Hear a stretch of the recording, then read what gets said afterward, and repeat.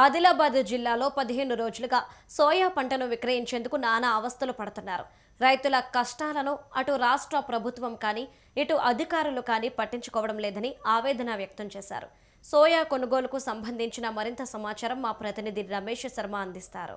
ఆదిలాబాద్ జిల్లాలో సోయా రైతుల కష్టాలు వర్ణాతీతం. సోయా రైతులు మాత్రం గత నెల రోజుల నుండి కూడా వారు పండించిన పంటను అమ్ముకోలేక అనేకమైన కష్టాలు పడుతున్నారు.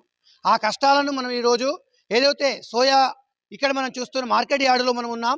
ఈ మార్కెట్ యార్డుకు సోయా రైతులు గత ఈ 1 మంత్ నుంచి అంటే నెల రోజుల నుండి కూడా సోయాని తీసుకొచ్చి ఇక్కడ పాడేసి ఆ యొక్క కొనడం ఎవరు కొంటారు, ఎవరు చేస్తారు, మరి ప్రభుత్వం ఎక్కడ కొంటుంది, మరి ప్రభుత్వం కొంటుందా కొంటలేదా, మరి కొంటదా కొనదా, మరి పండించిన పంటను మేమేం చేసుకోవాలని చెప్పి రైతులు ఆందోళన చెందుతున్నారు.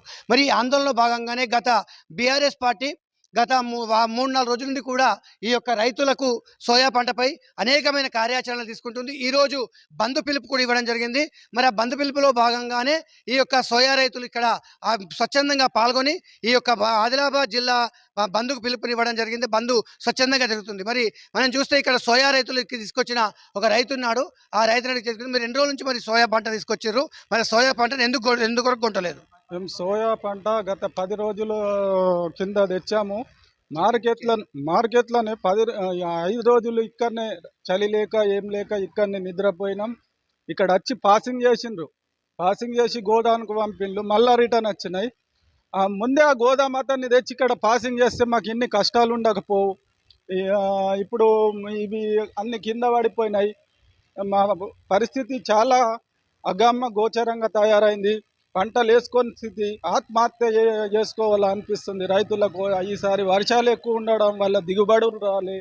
రైతు మరి మీరు 15 రోజులు మీరు రైతు సోయా తీసుకొచ్చారు కదా, మరి మార్కెట్ అధికారులు ఏమంటారు, కలెక్టర్ ఏమంటారు? కలెక్టర్ అయితే ఇక్కడ రావడం లేదు. జేసీ మేడం వచ్చింది ఏదో పాసింగ్ ఇంత మాకు చెప్పేసింది, వెళ్ళిపోయింది.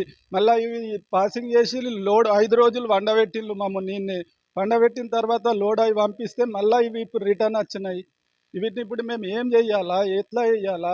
ఎందుకొరకు రిటర్న్ వచ్చినాయి? మరి ఇక్కడ రిటర్న్ రావడానికి కారణం అంటే ఎవరు పంపించారు రిటర్న్ రావడానికి ఇక్కడ మన గోదాం, అది ఏది మార్క్ఫెడ్ గోదాం వాళ్ళు రిటర్న్ పంపించారు. ఇంతకుముందు మా దురదృష్టం ఏంటంటే ఆర్డర్ వైజ్ ఇచ్చిండ్రు, విలేజ్ వైజ్.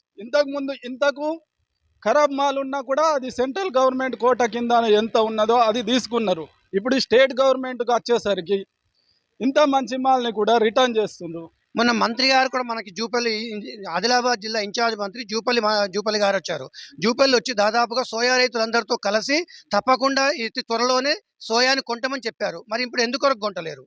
అది ఇక వాళ్ళకే తెలవాలి, అధికారులకు. మాకైతే జూపల్లి వచ్చింది, మరి కొంట అంటే మేము 10 రోజులు చలిలో 6 రోజులు వండబెట్టించిండ్రు. ఇప్పుడు ఇట్లా తయారైంది. ఇప్పుడు మేము వీటిని ఏం చేయాలా, ఎటు కొండపోలా? మీలే ఇక మీడియా ప్రతినిధులు మా ద్వారా అధికారుల దృష్టికి తీసుకెళ్ళి మా రైతులకు న్యాయం చేయాలని కోరుకుంటున్నాం. మరి ఇంకొక రైతు ఉన్నాడు, ఆ రైతు తెలుసు. మీరు ఎక్కడికి వెళ్ళి వచ్చారు, ఏమైంది?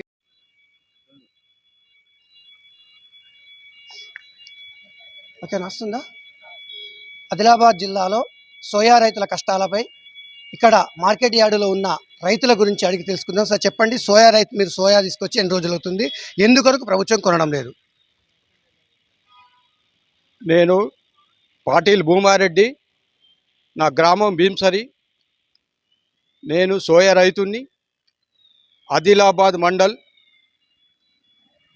నేను సోయా 29 నాడు ఈ గవర్నమెంట్ 29 నాడు మేము భీంసరి విలేజ్ వాళ్ళ సోయా కొంటామని డేట్ ప్రకటించిండు. ఆ డేట్ ప్రకారం మేము సోయా తీసుకొని మార్కెట్కి వచ్చాము. వచ్చిన తర్వాత 3 రోజులు ఈ సోయా కొనమని పెట్టిండ్రు. తర్వాత కొద్దిగా రస్తా రోకో చేస్తే మళ్ళా కొన్న తర్వాత సోయా మళ్ళా కొని గోదాంకు పోయిన తర్వాత ఈ సోయా మంచిగా లేదని వాపస్ తీసుకొచ్చిండ్రు. అందులోకెళ్ళి 1 క్వింటల్ సోయానే కొన్నారు. మరి అందులో వాపస్ ఎందుకు తీసుకొచ్చిండ్రు? మరి రైతుకు డేట్ డేట్ ప్రకటించిందనే మేము సోయా మార్కెట్కి తెచ్చినాం. ఒకవేళ ఈ డేట్ ప్రకటించకుంటే మేము సోయాని మార్కెట్కి తేకపోయేది.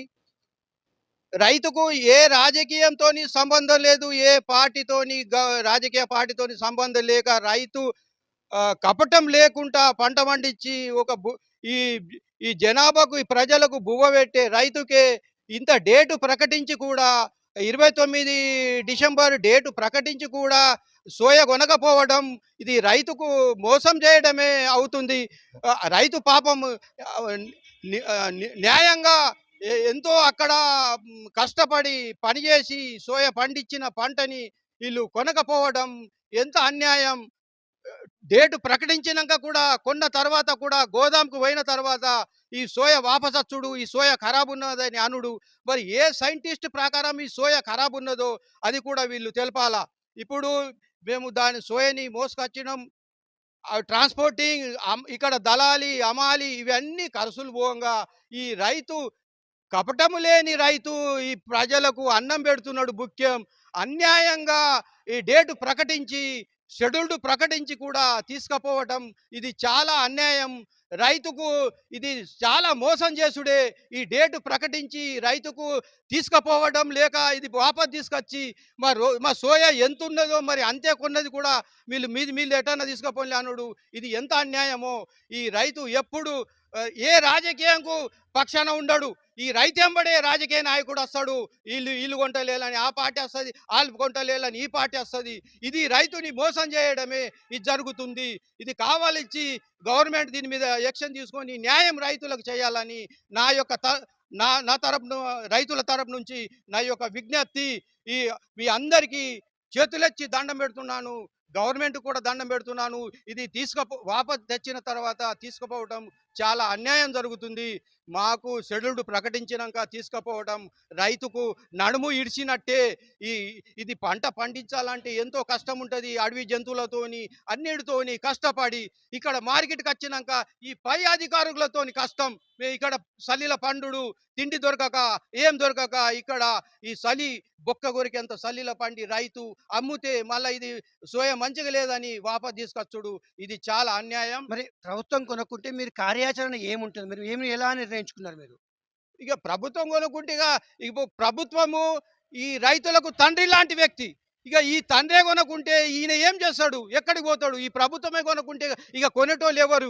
ఇక ధరు లేక దాత లేక ఎక్కడనో ఇది తక్కువ రేట్లకు అమ్ముకోవాలా?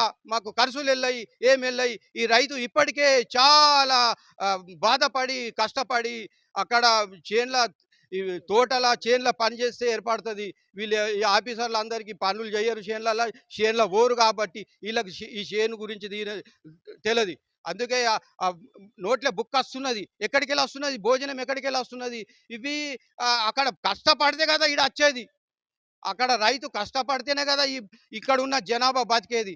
అన్ని రకాల మీద యాక్షన్ జరుగుతున్నది. దీని మీద గవర్నమెంటే న్యాయం చేయాలా. గవర్నమెంటే ఈ రైతులకు తండ్రి లాంటి వ్యక్తి. తండ్రులే మోసం చేస్తే వీళ్ళు ఎటు వాళ్ళ కొడుకులు.